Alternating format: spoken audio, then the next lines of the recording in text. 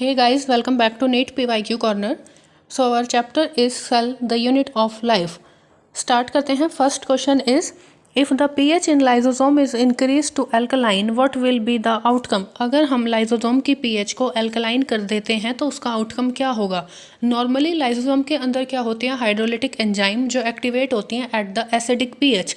यहाँ पर हमें ऑप्शन दिए हुए हैं. Lysosomal enzyme will be more active. Second is hydrolytic enzyme will function more efficiently.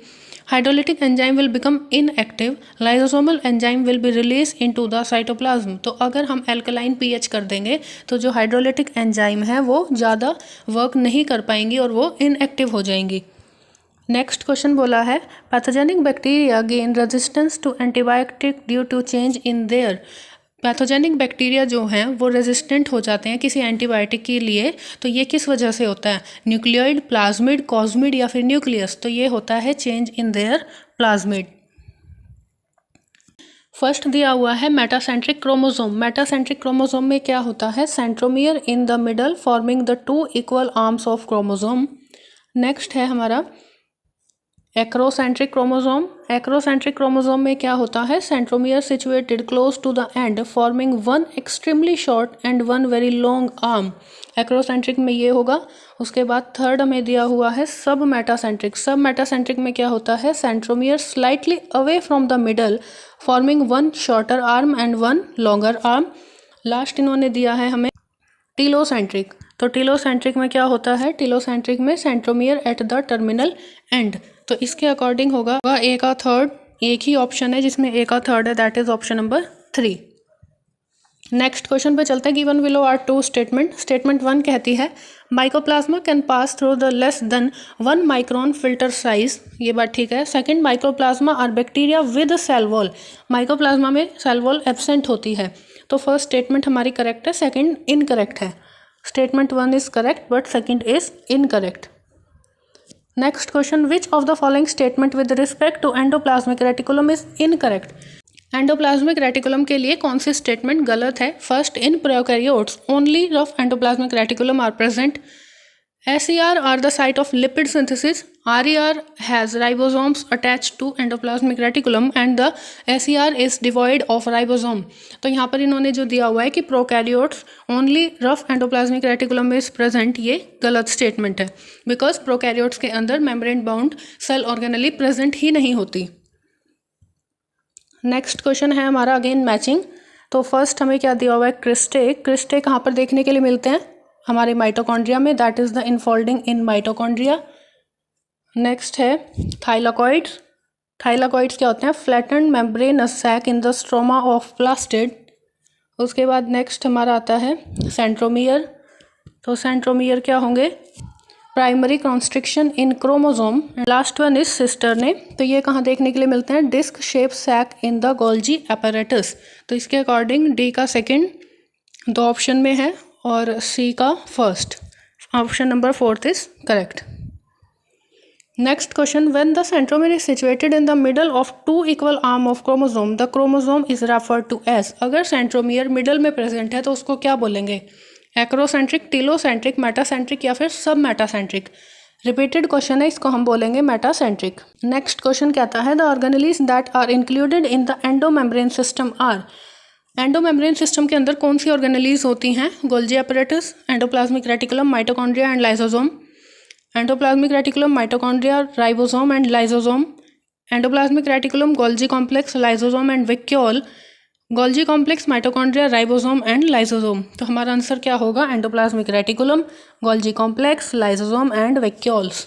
Next question is which is the important site of formation of glycoprotein and glycolipid in eukaryotic cell. Peroxisome, Golgi bodies, polysome या फिर endoplasmic reticulum. तो glycoprotein और glycolipid कहाँ पर बनते हैं? Golgi bodies के अंदर. नेक्स्ट क्वेश्चन कहता है inclusion bodies of blue, green, purple and green photosynthetic bacteria are.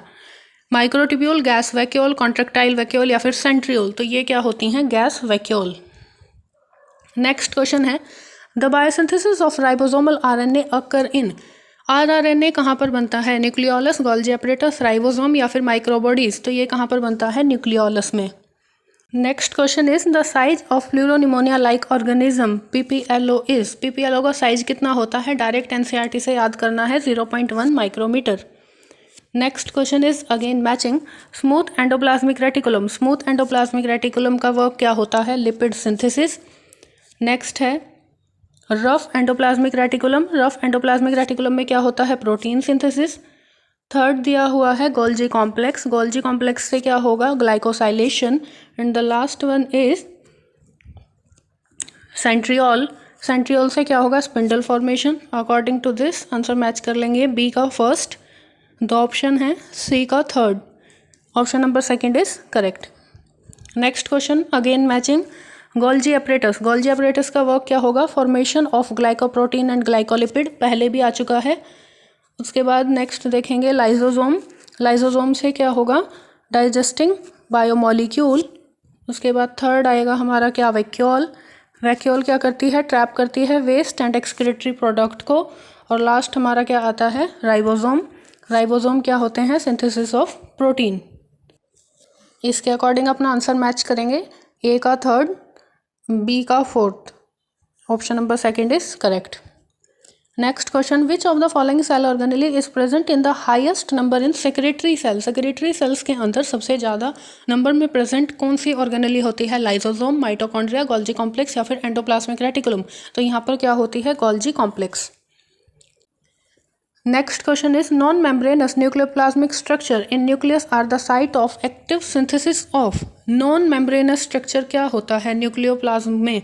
वो होता है हमारा न्यूक्लियोलस, और वो क्या सिंथेसाइज करता है? Ribosomal RNA। तो यहाँ पर हमारा आंसर होगा rRNA।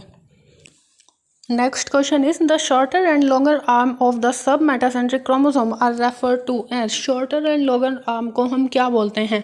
P arm and Q arm respectively.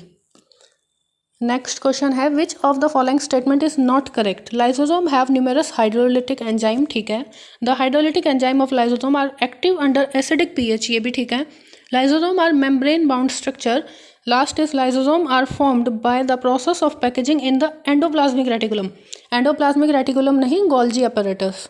Next question आता है which of the following pair of organelles does not contain DNA, किसके अंदर DNA नहीं होता? माइटोकॉन्ड्रिया होता है, सेकंड क्लोरोप्लास्ट उसमें भी होता है, थर्ड लाइसोसोम एंड वैक्यूल इनके अंदर नहीं होता, लास्ट है न्यूक्लियर एनवेलप एंड माइटोकॉन्ड्रिया, ये भी नहीं होगा। Question which of the following statement regarding mitochondria is incorrect, outer membrane is permeable to monomer of carbohydrate, fat and protein, enzyme of electron transport are embedded in outer membrane, outer में नहीं inner membrane में होती हैं।